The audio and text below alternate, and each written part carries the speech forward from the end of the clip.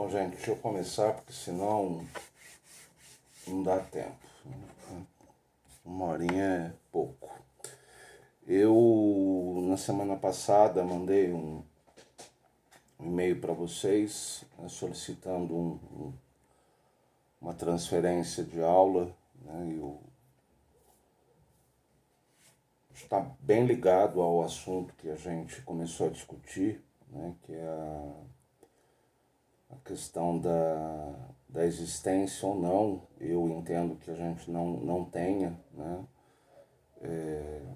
até porque isso é reconhecido pelo atual ministério que cuida da questão, Ministério do Desenvolvimento Regional, que é uma política nacional de desenvolvimento urbano. E como é que isso vai impactar,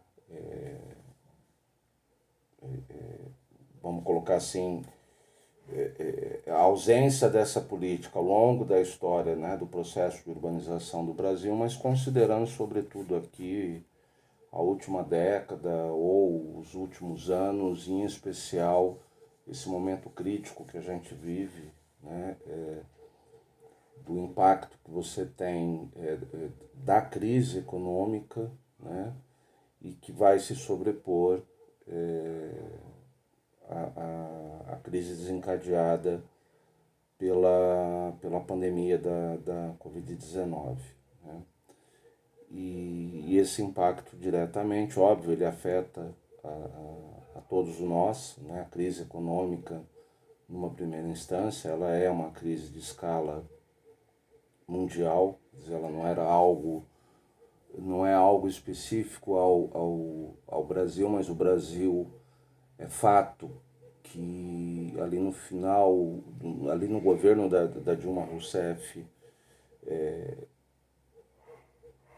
lideram muito mal, né, com a crise que acabou chegando ao país, e entendo eu que se deram muito mal, porque simplesmente o governo, né, do Partido dos Trabalhadores, que até então comandava o governo federal, ele abandona de alguma certa forma, né, todos os princípios ou alguns princípios basilares, né, que era a presença muito atuante do Estado, né, no investimento de infraestrutura e de uma série de políticas sociais, né, em decorrência daquela crise iniciada em 2003 por conta das passeatas, né, que vão começar inicialmente em São Paulo, por uma série de jovens questionando o aumento do valor das passagens, e ali abre um leque amplo para que a sociedade como um todo se manifeste, né? E na sequência você tem as eleições, mas o fato é que a crise ela chega, e o governo da Dilma ela abandona todos os princípios, né, como eu disse, basilares, que norteavam o que era o governo do PT, e começa a adotar uma série de medidas totalmente perdidas, sem pé nem cabeça, misturando princípios da política do partido com um misto de princípios neoliberais, e aí entra uma crise política. Enfim, a história, né, ela se desencadeia, ela perpassa, né, porque ela é retirada do poder, entra o governo do Michel Temer. Eu já vou mostrar qual é o impacto que você tem desse governo sobre a questão urbana, né, e a paralisação da discussão que estava sendo feita em relação às políticas ou a construção de uma política nacional de desenvolvimento urbano. E esse governo atual, por um lado, né, ele desconstrói toda a estrutura ministerial vigente anterior, né, a 2018, institui o Ministério do Desenvolvimento Regional, né, e funde ali uma série de outros ministérios, e essa questão da Política Nacional de Desenvolvimento Urbano cai lá dentro. né? Então, eu também já vou comentar um pouquinho sobre isso. Só fazendo um parênteses, eu sempre tenho um público na aula por volta de 15, 18, 19 alunos, depende do dia da semana. E o que me assusta é que quando eu bato o olho lá no SIGA, são 38. Então, óbvio que no regime especial não existe a obrigatoriedade de assistir às aulas, mas eu espero que pelo menos os que não estão assistindo sejam articulados com os que estão assistindo no que tange a construção de trabalhos, porque milagre eu não vou fazer. E lá na UFPR Virtual, né, se vocês entrarem, tem lá um negócio que eu coloquei vídeo do Plano Nacional de Desenvolvimento Urbano, que é um aulão de 3 horas, né? Eu tinha comentado, isso é algo para se ver aos picados. E aí abaixo já tem entrega de primeiro relatório. Então aqui é só clicar no entrega de primeiro relatório e você seguir as orientações e fazer o depósito, né, desse relatório ou do trabalho em si, né? Só para confirmar as datas, a partir do dia 17/6, então é a partir de amanhã, né? Mas eu já coloquei para aqueles que podem ou que quiserem, já poderiam começar a entregar a partir de hoje. E a data limite, né? A data final é dia 27 e a data limite o sistema aceita, eventualmente, se você tiver algum problema, até o dia 28, tá bom? Deixa eu mostrar aqui então onde é que eu fui me enfiar, para depois voltar no assunto. Professor, desculpe interromper, mas Pode existe uma falando. dúvida minha no trabalho. Ah? O senhor forneceu para a gente os textos bases, né? E para a gente procurar outros artigos, né? Para sintetizar com o texto base. Quantos artigos a gente tem que buscar extra? É 2 para o texto base ou Um e mesmo? um. Um e Um um. e um. Só Beleza. isso. Um e um. Obrigada.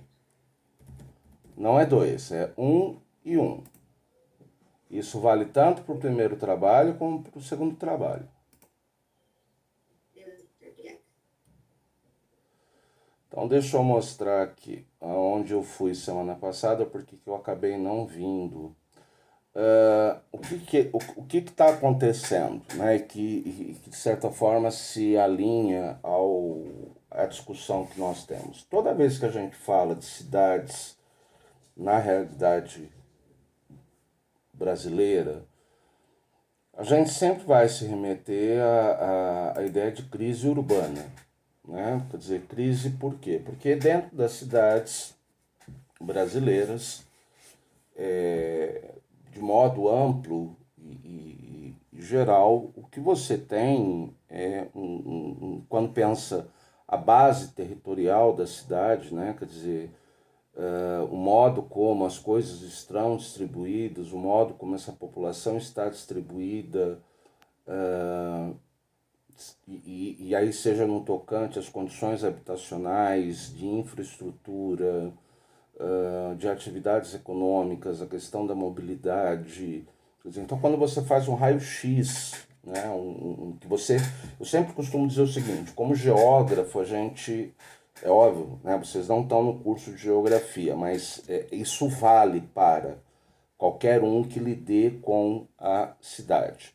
A gente sempre fica muito preso à questão da paisagem. Então, óbvio, porque a paisagem é aquilo que primeiro me vem aos olhos, né? Então, se eu estou em um ambiente rico ou em um ambiente, num território notadamente pobre, quer dizer, eu consigo identificar através de uma série de critérios, eu tendo a achar que eu entendi qual é o fenômeno, quais são os processos que estão por detrás daquela realidade da qual eu estou observando. E o que eu sempre costumo dizer, aprendi isso ao longo da vida, é que a paisagem ela é o verdadeiro canto da sereia, né? Quer dizer, ela engana muito, ela falseia muito a realidade, ou ela não explica de fato os fenômenos. A paisagem, a gente costuma dizer que ela é um ponto de partida, né, para que você possa começar a entender qual é a realidade. Então, quando você olha a cidade, o território como um todo, e vai analisando, né, pegando o que é o Brasil aqui e ali, através da literatura, óbvio, não tem como a gente estar em todos os lugares ao mesmo tempo, através dos dados, né, por isso, por exemplo, a importância do censo, que o IBGE promove a cada 10 anos, que por conta da pandemia foi adiado, não vai ser feito esse ano novamente, houve corte de verba orçamentária do censo, quando já ele estava previsto. Então, se você fala em corte de verba orçamentária, significa que você vai ter menos dados coletados e, portanto, menos dados analisados, quer dizer, o censo, ao que tudo indica, fica para o ano que vem, né? Então, você tem um quadro, né, uma realidade de uma desigualdade latente no Brasil, né? E são desigualdades que são indissociáveis, elas não são separadas, né? Como a ideia de, como se colocava nos anos 50, 60, era muito comum na literatura apresentar a ideia de os dois Brasis, né? Hoje alguns se aventuram na ideia de vários Brasis, né? Eu sempre trabalho com a ideia de que a gente tem um único país, né? Uma única totalidade, né? Aonde, através de uma série de contradições e de processos extremamente complexos, né, a gente deságua dentro de uma crise urbana latente, real e concreta, né? Então, aquilo que eu olho como pobreza, ela é resultado de toda uma contradição, de toda uma complexidade que nós temos dentro, né, do que é a sociedade brasileira, do que é o Estado brasileiro, do que são os agentes econômicos, né? E óbvio que isso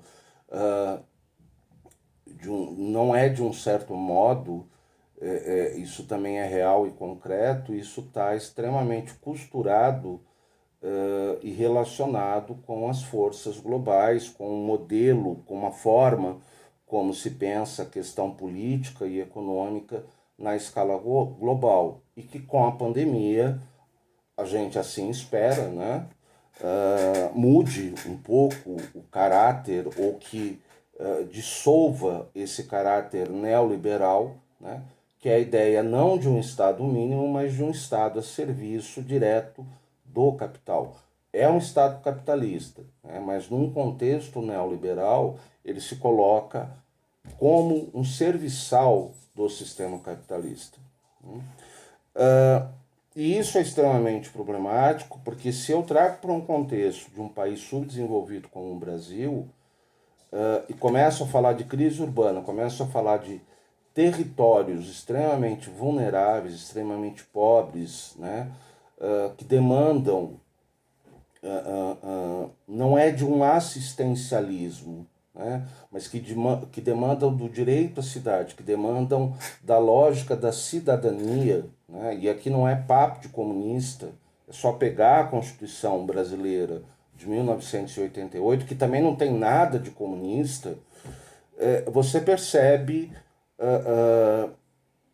que, sobretudo quando entra a crise econômica, o Estado ele simplesmente é ausente, ele é ineficaz, né? Quer dizer, e ele age quando age, né, nessas localidades, da mesma forma como ele age nas localidades, digamos, não vulneráveis ou que tenham territórios de condições socioeconômicas mais elevadas, ele age dentro da cidade de modo setorial. Então, a cidade ela é fragmentada dentro da lógica da política governamental, né? Deixa eu primeiro mostrar aqui, para quem é de Curitiba, então deixa eu pegar aqui um mapinha. Não, eu já acho, eu sempre me confundo aqui com essas... Não é para tirar a minha câmera. E esse fenômeno ele está acontecendo na região metropolitana como um todo, tá?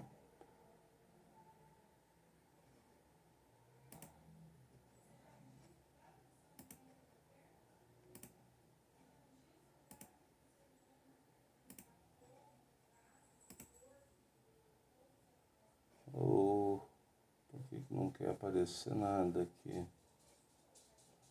É só um pouquinho, tô com algum problema de compartilhamento da minha tela. Tá, aqui.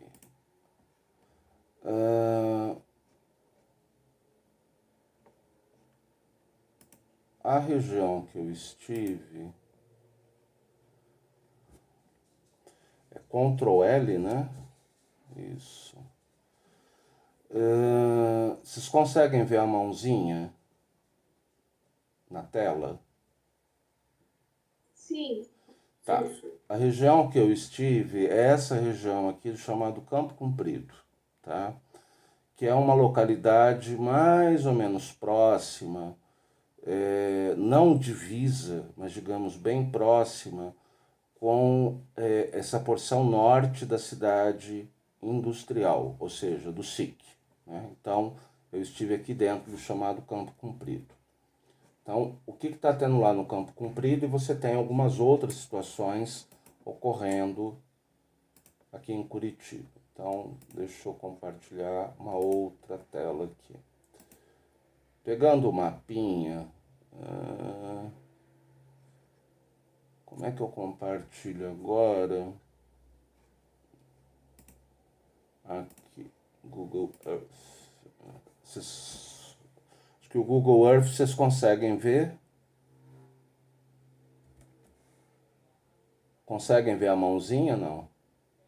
Sim. Tá?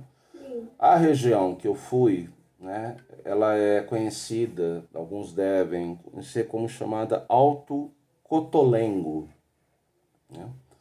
Então, é uma região, né, onde você tem, do ponto de vista do zoneamento, notadamente voltado para a questão de residencial, óbvio que você tem uma ou outra atividade comercial, né? Aqui nessa areazinha, né, que vocês estão vendo, é uma das chamadas ruas da cidadania, né, da região. E aqui nessa área eu tô com a latitude e longitude, mas eu ainda não consegui trabalhar no mapa e fixar ela bonitinha, mas é uma ocupação que está mais ou menos aqui dentro desse perímetro. Né? Então que você tem um bosque, né? E, se eu não me engano, é esse terreno e mais um do ladinho que tem aqui, né, que foi ocupado por... são em torno de 200 famílias. Né? Então, basicamente, qual é a história, para resumir? Eu já vou mostrar as fotos. Outubro, setembro, agosto, julho. Em julho do ano passado, 311 famílias, através de movimentos populares que são organizados não só em Curitiba, você tem isso no Brasil inteiro, quer dizer, a luta pela terra urbana ela é realidade, né? Eles ocuparam um terreno de propriedade privada, particular, né? Dentro da região do SIC. Né? E lá começaram a erguer casinhas, começaram a montar toda a infraestrutura, etc, etc. E 311 famílias, porque num curto espaço de tempo, né, o binômio crise econômica, crise pandêmica, fez com que essas famílias perdessem a condição da moradia. Né? Quer dizer, então, eram muitos moradores dentro da região do SIC, mas que, por perda de emprego, sobretudo, né, pela capacidade de perda das condições de conseguir sustentar um aluguel, e aí o problema não é só o aluguel, né? Porque você tem todo, eu conversei com algumas famílias nessa nova ocupação, que eles deram o nome de Guaporé, né? A primeira ocupação. Mesmo aqueles que mantinham a questão do emprego tiveram salários reduzidos, você tem toda a questão de mobilidade. Para quem frequenta um supermercado percebe cada vez mais os preços galopantes, quer dizer, a vida no país, no mundo como um todo, ela se colocou de cabeça para baixo, né? E o fato é que, por parte do Estado brasileiro, na esfera federal, estadual e municipal, eu não vou entrar aqui no mérito da questão das medidas emergenciais sanitárias, né? Elas por si só provam o desastre que é a condução da pandemia. Mas você também tem um desastre do ponto de vista econômico, né? Quer dizer, então, um auxílio emergencial que chegou muito tarde. Então, o fato é que essas 311 famílias foram lá e ocuparam um terreno. Em outubro, chega uma decisão do Tribunal do Paraná para a reintegração de posse do terreno. Então, simplesmente, em torno de 600 pessoas, né, ou seja, policiais da prefeitura e do estado, e uma série de outros sujeitos, chegam com o documento de interrogação de posse e colocam, olha, 1 hora e a gente derruba tudo. Então vocês têm 1 hora para tirar tudo que vocês têm lá de dentro, né? E óbvio que tem toda a truculência, etc, etc. Bom, essas pessoas se veem na rua sem nada, né? Quer dizer, o dinheiro perdido, porque quando você fala de uma ocupação, você tem gastos, né? Mesmo para levantar um barraco, que seja, eu já vou mostrar qual é a realidade. 200 famílias se deslocaram para a localidade onde eu fui conhecer, que é uma das áreas da minha pesquisa aqui em Curitiba. E 111 famílias foram para a favela Portelinha 2, né? Quer dizer, então ampliou-se a favela, que fica nas proximidades também na região da Santa Quitéria. Então, quais são as condições, né, a hora que você chega no lugar? Então, deixa eu pegar aqui, se tá tudo ok, tá? Tá aqui. Vocês conseguem ver foto aí? Foi compartilhada a foto? Sim, professor. Tá. Então, óbvio, isso daqui já tá à noite, né? Isso daqui... Então, eles deram... Agora são 200 famílias, das 311. Foram para essa região do Alto Cotolengo, né? É um terreno que eles ocuparam também em particular, né, de uma família que mora atualmente nos Estados Unidos, e é um terreno que está ali há 30 anos sem cumprir função social absolutamente de nada, né? Então, qual é a questão, né? Quer dizer, então quando você pega a Constituição Federal, você pega o Estatuto da Cidade, você pega o plano diretor do município de Curitiba, né? Quer dizer, não é invenção do André. Você não pode ter terrenos sem cumprir a função social da terra. Então, eles, em busca de um terreno, encontraram esse, tá ali, né? Óbvio que esses movimentos se informam, eles são muito bem informados, sempre tem um suporte jurídico por detrás, a coisa ela não é amadora, né? Mas o fato é um terreno que tá 30 anos e no entorno desse terreno, eu mostrei a foto do Google Earth, é todo um ambiente construído. Então, se você voltar 30 anos atrás, nessa região, você só tinha mato, bosque, não tinha mais nada, né? Quer dizer, foi se edificando através da iniciativa privada, a construção de condomínios, ali prevalece o padrão daqueles predinhos de 4, 5 andares, prefeitura, né, entrando com infraestrutura, o Estado com saneamento básico, com água, eletrificação, né? Cabeamento de todas as ordens, quer dizer, então esse terreno, sem o sujeito fazer nada, ele absolutamente valorizou, né, ao longo de 30 anos. E essa galera precisando. Oi, fala. Desculpa te interromper, eu Todo. sou vizinha da ocupação. Ah, tá. Eu moro aqui há 30 anos, Que ótimo. né? Então é exatamente isso. É um terreno, né?